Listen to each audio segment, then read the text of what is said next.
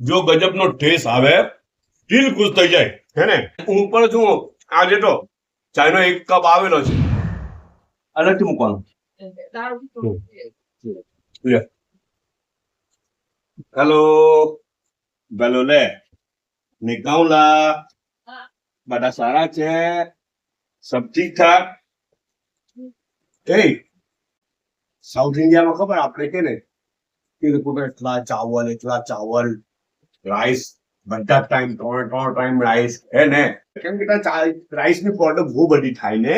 હા, તો શું રાઈસ જ થતા હોય, ઘઉં થતા નહીં હોય, તો જે પ્રોડક્ટ થતી હોય જે તે એરિયામાં, તો પછી જેના પર કન્ઝપ્શન હોય ને તે ખાવું એ લોકો માટે હેલ્થી બી હે. અચ્છા, એ લોકો રોટી વધારે ખાવા જાય ને તો પછી હેલ્થ બગડી શકે, કેમ કે ઘઉં થતા નથી કુદરતી રીતથી.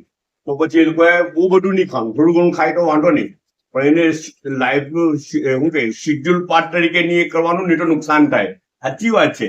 જે વસ્તુ કુદરતે જ્યાં અવેલેબલ કરેલી છે, જે વસ્તુની જ્યાં અવેલેબિલિટી છે, તે જગ્યાએ તે જ વસ્તુ ખાવાની.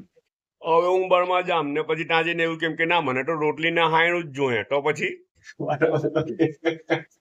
અચ્છા થોડાક દિવસ ચાલે પણ બહુ લોંગ ટાઈમ કરવા જાય ને એવી રીતે તો હેલ્થ બગડે. એટલા માટે કે તાની રિક્વાયરમેન્ટ હું છે તે તાની વસ્તુઓમાં આપેલી છે હે ને. તો એ લોકો શું કરે ખબર, તો ત્યાં બી એવું જ છે, રાઈસ બહુ બને તો ત્યાં બી સવાર સાંજ બપોર 24 કલાક રાઈસ ચાલુ જ રહે. તો નાસ્તામાં બી શું કરે ખબર, રાઈસ હોય અલગ અલગ રીતથી બનાવેલા, અથવા તો રાઈસ માંથી બનાવેલી કોઈ એવી પ્રોડક્ટ હોય, પેટા પ્રોડક્ટ જે રાઈસના અંદરથી બનાવેલી, જે એના આટામાંથી બનાવેલી હોય, આ છે તે છે હે ને.